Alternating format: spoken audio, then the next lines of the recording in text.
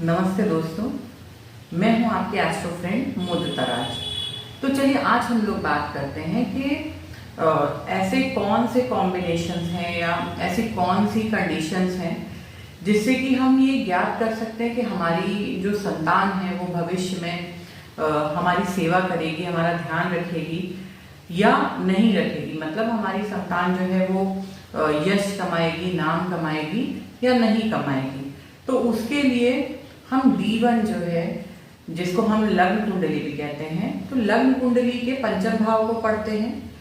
चंद्रमा जो है, चंद्रमा से भी हम चंद्रमा से पंचम भाव जो बनता है उसको पढ़ते हैं। उसके अलावा हम किसको पढ़ते हैं, D7, जो जिससे कि हम चाइल्ड बर्थ या बच्चों के जीवन में आने वाली बाधाएं, तरक्की और जो भी उनके जीवन में अच्छा या बुरा घटित होने वाला है उसको हम लोग D7 से पढ़ते हैं। लेकिन यहाँ अभी हम केवल D1 की बात करेंगे कि अगर हमारे पास डिविजनल चार्ट अवेलेबल नहीं है तो केवल D1 को देख के हम किस तरीके से प्रेडिक्ट कर सकते हैं कि संतान जो है वो किस प्रकार की होगी। तो देखिए, सबसे पहली चीज जो हमको देखनी है वो है 5th हाउस और 5th लॉर्ड, क्योंकि 5वां घर जो है वो संतान का घर होता है और 5th लॉर्ड जो है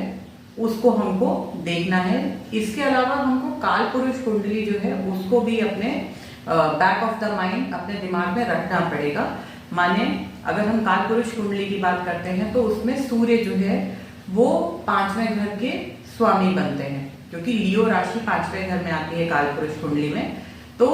एरीज असेंडेंट के अलावा जितने भी असेंडेंट्स हैं उन लोगों के लिए उनको 5th हाउस, 5th लॉर्ड और सन तीनों को देखना है। जबकि एरीज असेंडेंट जो है उनको 5th हाउस और 5th लॉर्ड ही देखना है, क्योंकि वो सन जो है वो उनके ऑटोमेटिकली 5th लॉर्ड बने।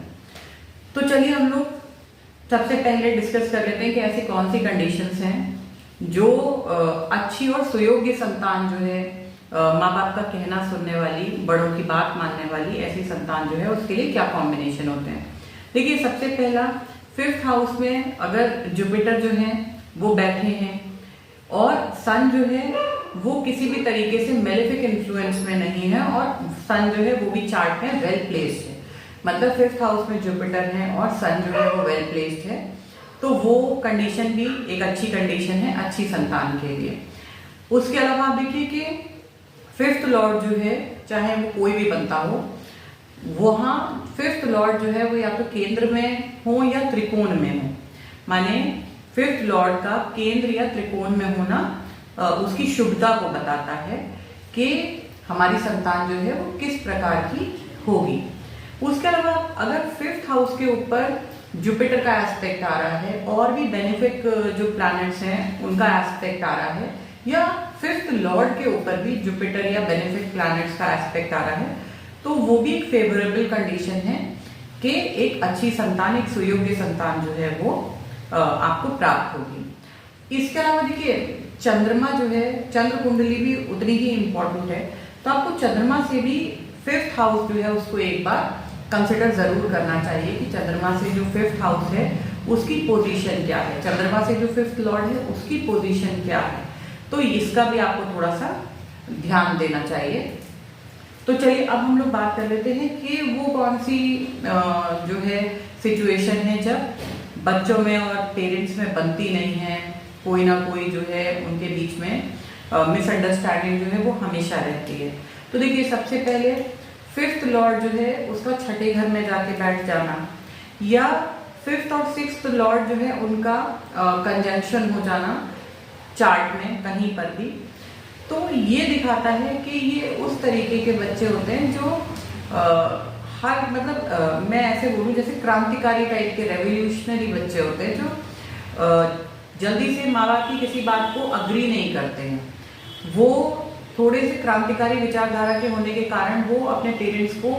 अक्सर जो है वो अपोज करते हैं। अगर पेरेंट्स बोलते हैं कि आप ये काम करो तो वो बोलते हैं हम ये काम नहीं करेंगे, हमें वो काम करना है। मतलब यहाँ पे थोड़ा सा ये वाली प्रॉब्लम आ जाती है एडजस्टमेंट में पेरेंट्स और बच्चे के बीच में। उसके अलावा क्या है कि मेलेफिक्स जो है अगर वो 5th हाउस में बैठे हैं या 5th लॉर्ड के साथ एसोसिएशन बना रहे हैं या 5th लॉर्ड जो है उसके ऊपर मेलेफिक एस्पेक्ट आ रहा है, बहुत ज़्यादा मेलेफिक इन्फ्लुएंस आ रहा है और वो वेल प्लेस्ड नहीं है चार्ट में, तो उस कंडीशन में क्या है कि ऐसी संतान जो है वो अपने पेरेंट्स को बहुत ज़्यादा मानसिक संताप जो है ऐसे पेरेंट्स को प्राप्त होता है अपनी संतान के द्वारा। देखिए उसका मैं आपको जैसा मतलब मेरे को लगता है, क्योंकि पांचवा घर क्या है कि वो आपके पूर्व में किए हुए, पिछले किसी जीवन में किए हुए अच्छे और बुरे दोनों ही कर्म हैं। जैसे हम फिफ्थ हाउस को पूर्व पुण्य का भाव बोलते हैं, लेकिन पूर्व में किए हुए पाप भी तो हम पांचवें घर में ला रहे हैं। तो वहां पे मेलेफिक्स का बैठना, मेलेफिक्स का एस्पेक्ट जो है वो देखना, तो आप देखेंगे कि केवल अगर मैं बात करूं संतान की, तो केवल संतान ही नहीं, पांचवा घर बहुत सारी चीज़ों को बताता है। लव रिलेशनशिप को बताता है, एजुकेशन को बताता है, आपकी हॉबीज़ को बताता है। तो आप देखेंगे कि ये जो एरिया है वहाँ पे नेटिव बहुत ज़्यादा उसको जो है वो स्ट्रगल जो है वो करना पड़ता है, बहुत ज़्यादा चैलेंजेस उसको फेस करने पड़ते हैं। केवल संतान की ही बात नहीं है, अगर संतान जो है वो खराब निकलेगी ये तो चलिए एक एस्पेक्ट हो गया, लेकिन उस नेटिव से आप पूछ के देखिए कि आपका जो इनिशियल लेवल पे जो आपने पढ़ाई करी है, आपकी स्कूलिंग जो है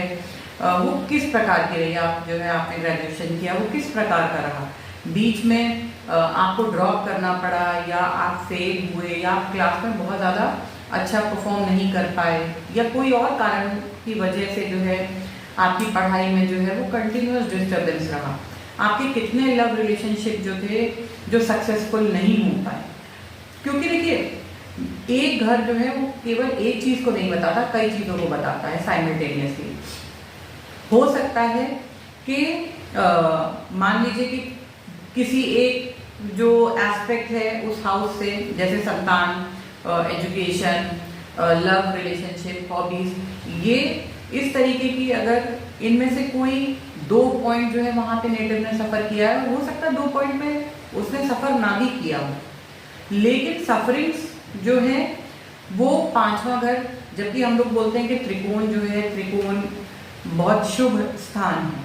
तो नो डाउट कि वो शुभ स्थान है, लेकिन अगर हम पूर्व में संचित किए हुए पाप कर्म जो है वो भी इस लाइफ में हमको भोगने हैं और ज़्यादा भोगने हैं, तो फिफ्थ हाउस जो है उसका मैलेफिक इन्फ्लुएंस आपको मिलेगा।